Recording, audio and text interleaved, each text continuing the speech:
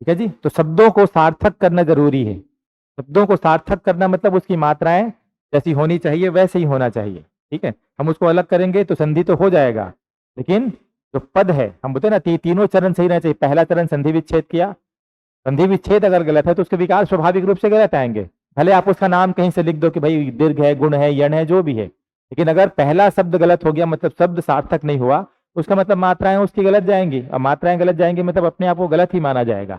ठीक, तो चीजों को समझना है सही ढंग से। ठीक है जी।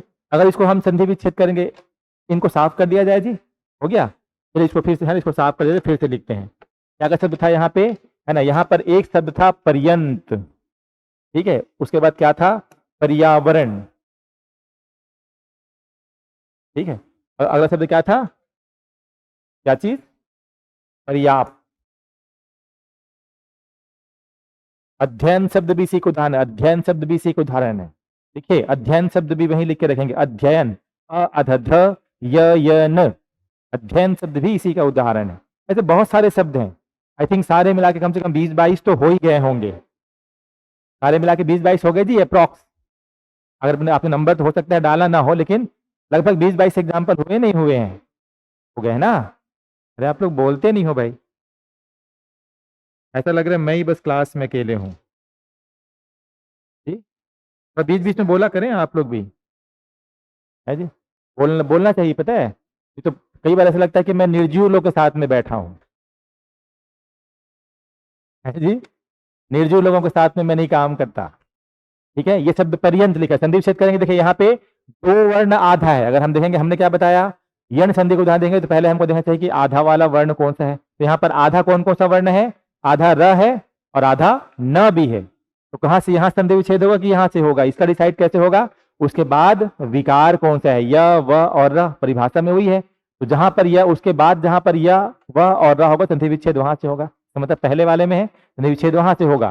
ठीक है, अब पहला और दूसरा वाला पद हमको निकालने के लिए सीखना है। ठीक है जी, कैसे निकलेगा, देखिए है ना, यहाँ पर क्या है, आधा र जो कि बाद में आया है, यहाँ पर र, यहाँ पे है यह हमारा विकार है ना।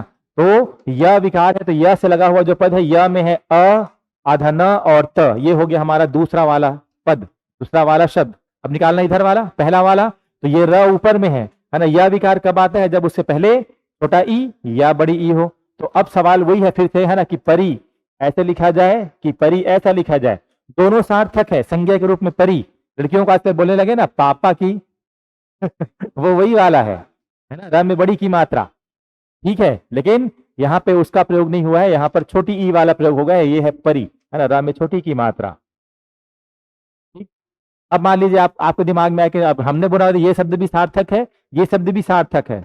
अब एक समय के लिए मान लेते हैं, कुछ समय के लिए, कि हमने यहाँ पे क्या कर दिया, परी ऐसे कर दिया, है ना, परी धन अंत ऐसे करके कर देंगे। ठीक है, तो यही आएगा। लेकिन ये शब्द के आधार पर, है ना, ये शब्द अशुद्ध माना जाएगा। क्यों अशुद्ध माना जाएगा, क्योंकि इस शब्द के मिलने पे जो शब्द बनेगा वो पर्यंत तो होगा, लेकिन ये जो हम बोले ना, ये शब्द, ये पहला भाग, ये दूसरा भाग और ये तीसरा भाग, तो ये पहले भाग के आधार पे ये अशुद्ध शब्द है। क्यों अशुद्ध शब्द है, क्योंकि उसके साथ में जब पर्यंत, है ना, परी शब्द के साथ में र में बड़ी के साथ में जब जुड़ेगा तो उसका अर्थ कुछ और हो जाता है। ठीक है जी, हम बोलते हैं पर्यंत, बोलते हैं पर्यंत है क्या होता है जी, आखिरी तक। पर्यंत मतलब क्या होता है, आखिरी तक, लास्ट तक। ठीक है, तो उसके अर्थ में वो, है ना, उसके अर्थ में वो सार्थक नहीं रहता है जब उसमें बड़ी की मात्रा लिख देंगे। तो ये याद होना चाहिए, ऐसे कुछ शब्द हैं।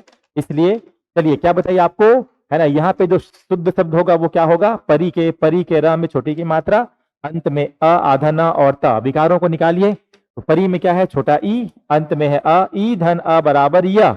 इस य को रटने की जरूरत नहीं है, ये य आपको यहाँ पर दिखाई पड़ता है। ठीक है, अब बना के देखते हैं, परी में से छोटा ई निकलेगा तो क्या बचेगा, प और आधा र।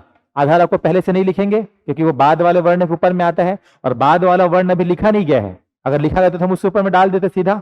ठीक है, हमको याद है, अंत में से अ निकलेगा तो क्या बचेगा, आधा न और त। अब ई धन अ बराबर यह होता है, इस यह को हमने लिखा। अब दूसरा वाला, ठीक है जी, आधा र बाकी है, तो पहले आधा वाला र यहाँ पे आ रहा है, उसको हम पहले बाद में लिखा। अब दूसरा नियम, अंत यानी कि दूसरे वाले शब्द की मात्रा यथावत लगाई जाती है। तो अ है, क्या है, अ है कि आ है, अ है, तो अ की मात्रा होती है क्या, नहीं, तो नहीं लगाएंगे भाई। अगर होती तो लगा देते, इस प्रकार से हम देखें तो ये शब्द हमको ये उत्तर मिला और ये शब्द है हमारा पहले प्रश्न वाला परिधन अंत, ई धन अ बराबर य। अगले पद में आ जाइए पर्यावरण, संधि विच्छेद करेंगे तो क्या क्या मिलेगा, ठीक है। तो यहाँ पर क्या है, यहाँ पर आधा र यहीं पर है, ठीक है। अगर आप चाहते हैं अपने कैरियर को एक नई दिशा देना और सुनहरे भविष्य को साकार करना, तो जुड़िए कंपटीशन कम्युनिटी के साथ। आज ही हमारे वेबसाइट के कैरियर पेज पर विजिट करें अथवा डिस्क्रिप्शन बॉक्स पर दिए गए लिंक पर क्लिक करें। हमेशा आपके साथ टीम कोको।